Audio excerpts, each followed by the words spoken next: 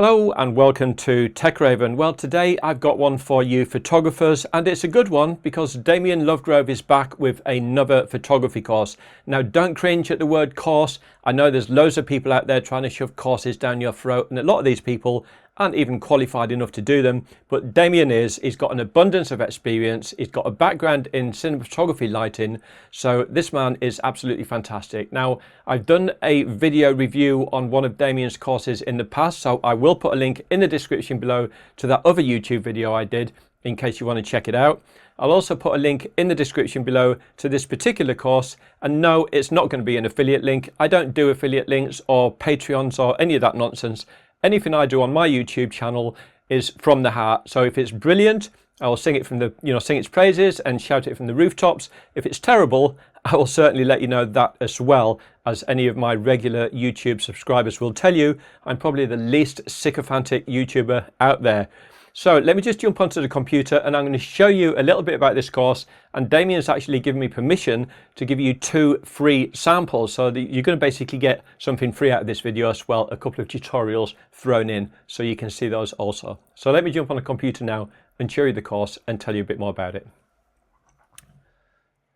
Okay, so this is the website. It's education.lovegroveadventures.com. And up here, if you click on courses, the one that I've reviewed recently is this one here called Portraits from Location to Lightroom. Now, don't let the Lightroom bit bother you if you use something else like Capture One like I do. I'll talk a little bit more about that in a moment. But if you use Capture One, this is still going to be a really beneficial tutorial in Lightroom. Again, I'll explain why in a moment.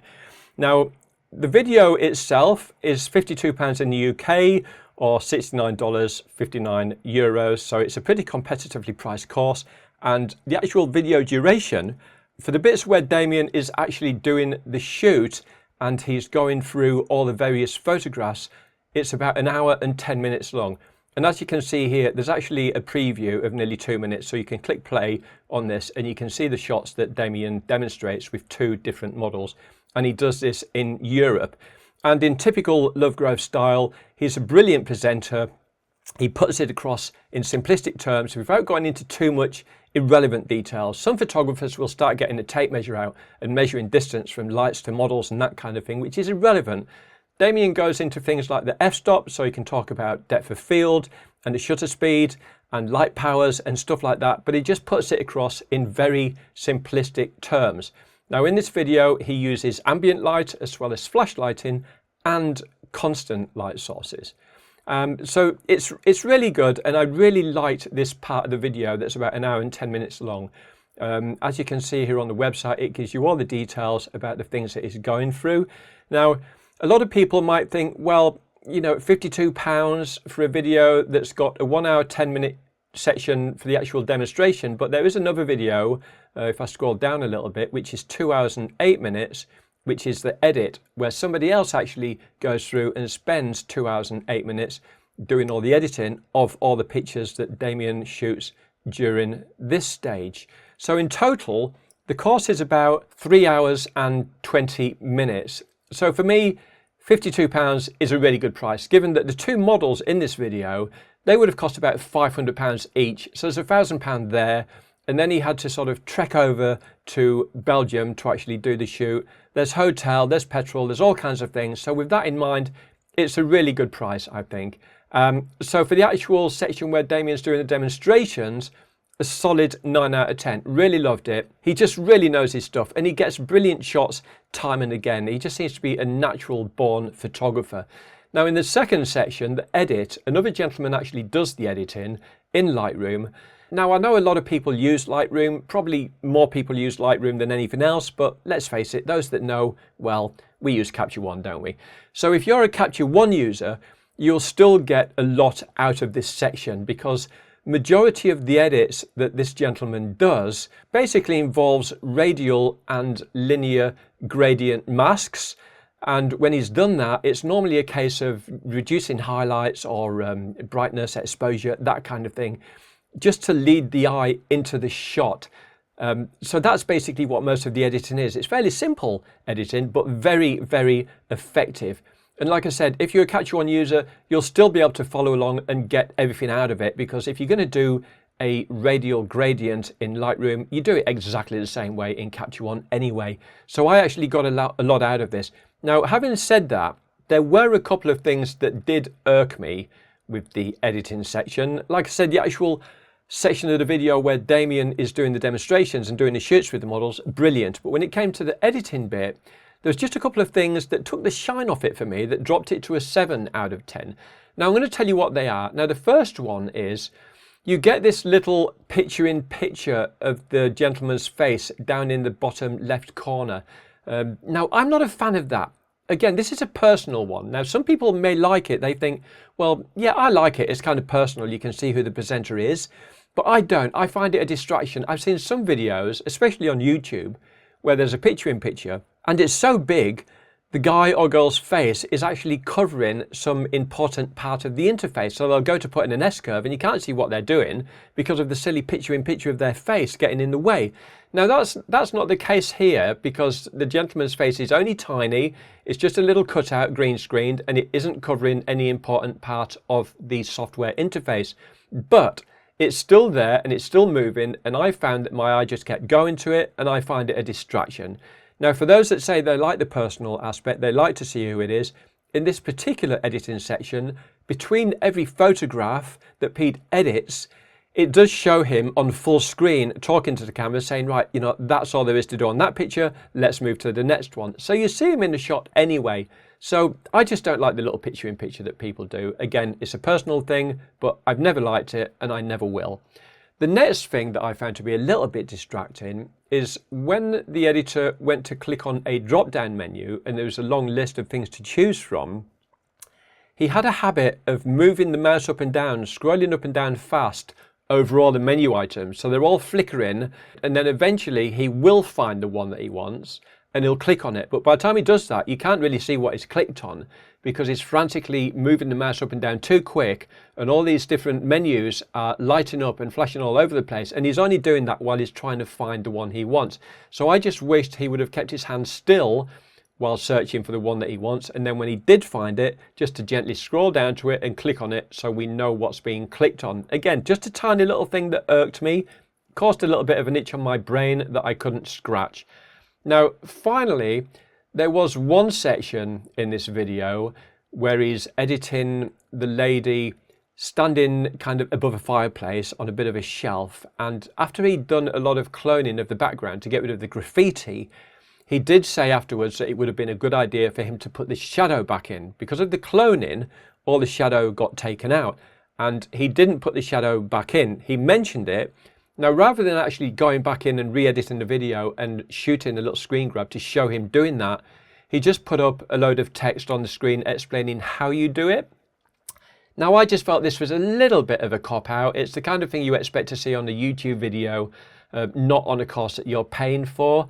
So I can understand him doing that, but it wouldn't have taken that long to have just spent 5 minutes shooting a little screen grab, showing how it's done, and just dropping that into the final video before uploading it all and selling it.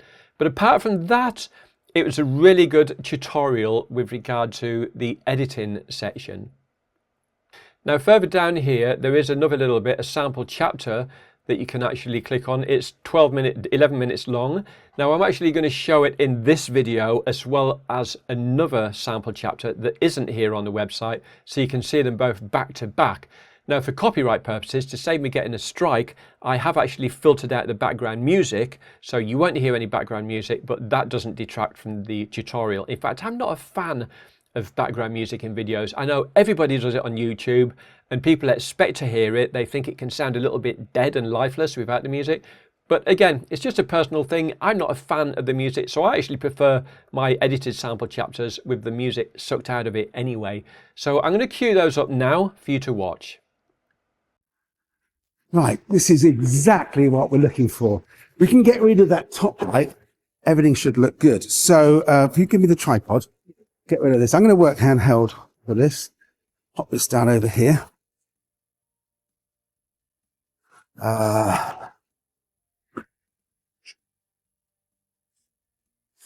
Right then, so just come back over here for me. I think that's the darker zone to shoot against, so that'll be good. I need more key lights. Come in there, and let's have a little think about this. Just looking up there a little bit. Maybe that's nice actually. That's the perfect spot. What I'm looking at here is the backlight, the kick light, and the key light, the key angle. We've got a perfect 2-point lighting here. All we need to do is shoot it. So I think I'm going to go here. Bring your face this little angle there. That's nice. Love that.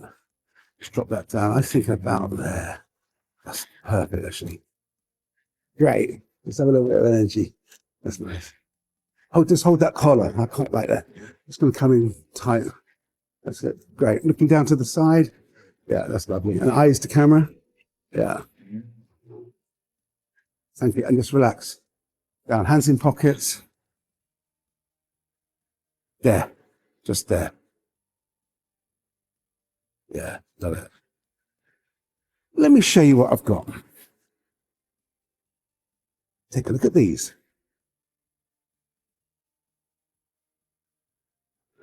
Perfect. Thank you very much. Let's get a coffee.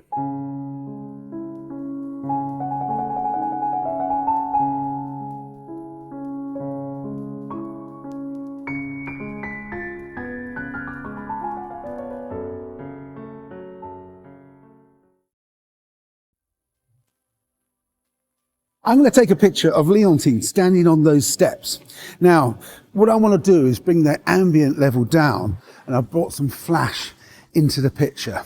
When I'm working with flash, one of the first things I need to do is to make sure that I can get the ambient exposure right. So what I do is I set in the camera, I set the preview exposure in manual mode to on. Okay, so I've now got control of how bright or how dark the background is. And then what I need to do then is to then trigger the flash once Leontine is in position and adjust the flash power to taste. So I'm setting the exposure of the shadows, the areas that are not lit with flash, using the camera's meter effectively and my eyes.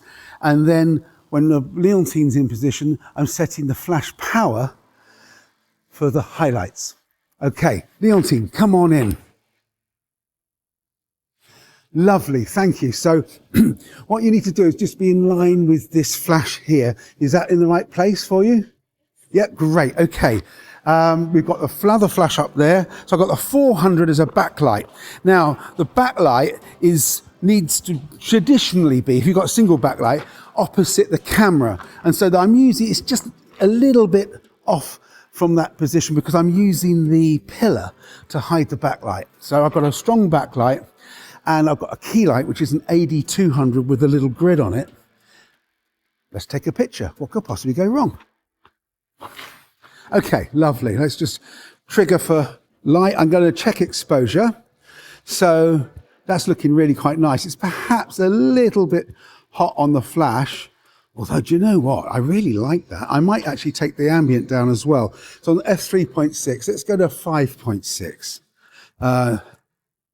In fact, that looks perfect. I'm going to just see the ambient is fine. You look great. Now, can you bring the arm out with the fabric? Wonderful. And to feel goddess-like. Yeah, that's nice. Love that. Absolutely fabulous. Just going to have a little look with my eyes. Have I got the picture? That's beautiful. Come and have a look. Come down this way. Just be careful where you're walking. Mind the hole. Come and have a look in here at that shot. What do you think? Where are we? Oh my God. It's very angelic. Yeah. Well, you are angelic.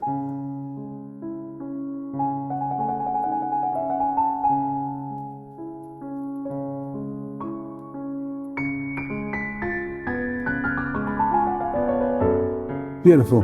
Thank you very much. Pop your coat on, get warm, and we'll head on and find a new location.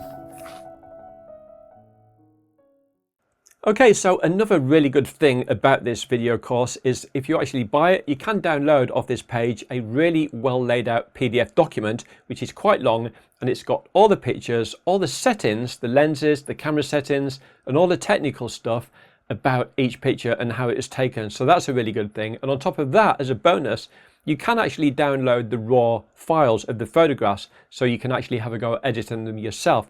Now they are DNG files, and Damien's only done that because DNG files are a lot smaller in file size than the original raw files out of camera, so you can do that also. So would I recommend this video? Definitely. A good 9 out of 10 for Damien's presentation and the way he demonstrates taking the shots. 7 out of 10 for the editing side, just for the reasons that I mentioned. There's just a couple of little things that irked me, some of them personal, some of them not. So a firm recommendation on this course. I think it's well worth the money, and I'd be surprised if you didn't get something out of it. Okay, so that's it from me. I hope you enjoyed this video presentation. If you did, maybe I'll see you in the next one. Till then, bye for now.